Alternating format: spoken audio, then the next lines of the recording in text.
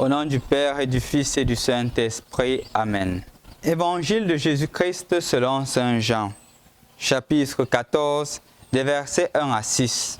À l'heure où Jésus passait de ce monde à son Père, il disait à ses disciples, « Ne soyez donc pas bouleversés. Vous croyez en Dieu, croyez aussi en moi.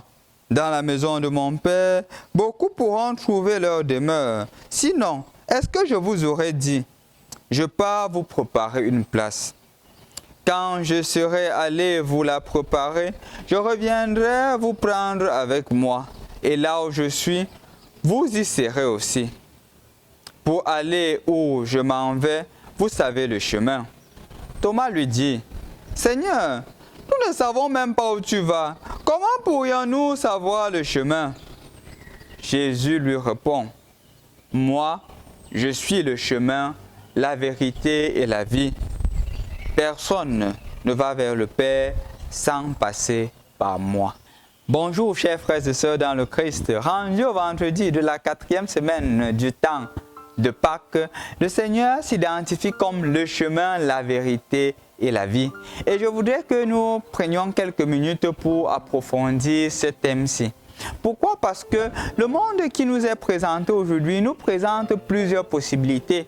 Par exemple, quand Jésus dit « Je suis le chemin », le monde nous présente plusieurs chemins.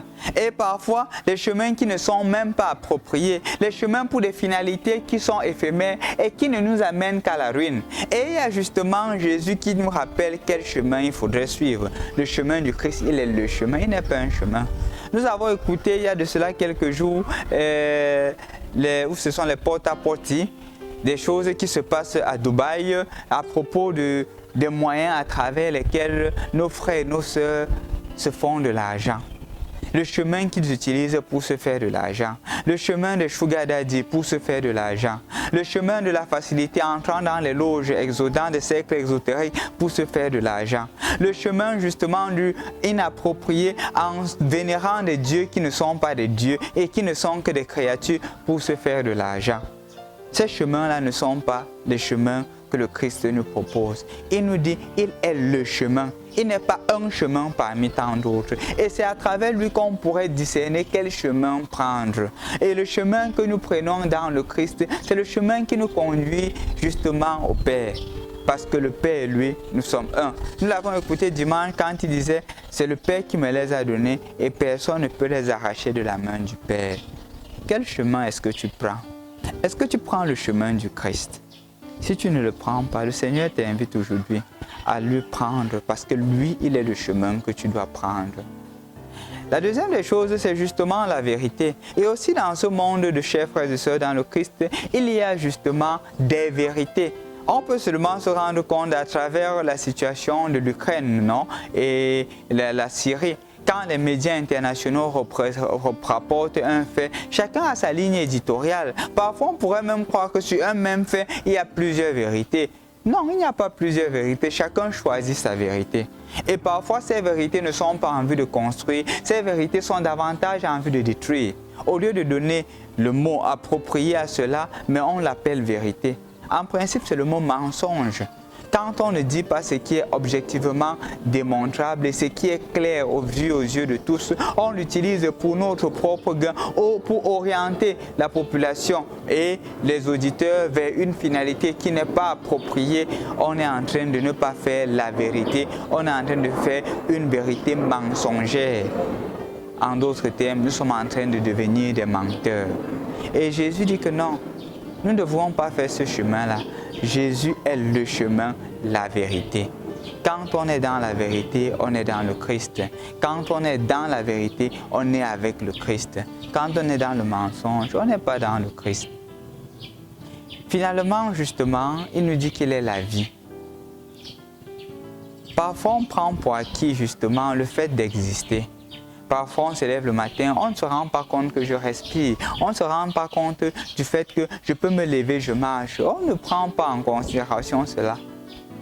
Pourtant, il le faut. Parce que justement, cette vie-là qui t'a été donnée, elle vient du Seigneur. C'est lui qui t'a donné la vie, parce qu'il est la vie. Parfois, on cherche des chemins inappropriés parce qu'on veut avoir la vie. Quelle vie? De quelle vie s'agit-il? Comme disait le psalmiste, aussi longtemps qu'elle dure, toute vie doit finir. Le psaume 48. Peut-on vivre indéfiniment sans jamais voir la fosse? Vous voyez les sages mourir, comme le fou et l'insensé, ils périssent, laissant à d'autres leur fortune. Ils croyaient leur demeure éternelle, leur maison bâtie pour les âges et les âges. Sur des terres, ils avaient mis leur nom. L'homme qui n'est pas clairvoyant ressemble au bétail qu'on abat. Le Seigneur est la vie. Et ceux qui se mettent là, ils s'investissent dans des choses, ils se mettent à penser qu'ils sont éternels, ils ne le sont pas. Tôt ou tard, ils vont mourir. Et justement, ils feront face au jugement de Dieu. Ce à quoi nous sommes appelés aujourd'hui, toi et moi, c'est de choisir la vraie vie. Pas cette vie éphémère que le monde t'offre ou le monde nous offre, mais de choisir le Christ qui est la vie et la vie en plénitude. Lui-même, il a dit, vous aurez la vie et la vie en plénitude. Sois aujourd'hui aussi celui-là qui choisit le chemin que le Seigneur offre, le chemin de la vérité, le chemin de l'honnêteté, le chemin de la paix, le chemin de la réconciliation, le chemin du pardon. Et justement, vis une vie dans la vérité. Peut-être même ça pourrait arriver que ta vie soit ôtée. N'aie pas peur. Le Seigneur, il a vaincu la mort. C'est pour cela que nous célébrons la Pâque, qui est la résurrection du Seigneur. Au nom du Père et du Fils et du Saint-Esprit. Amen.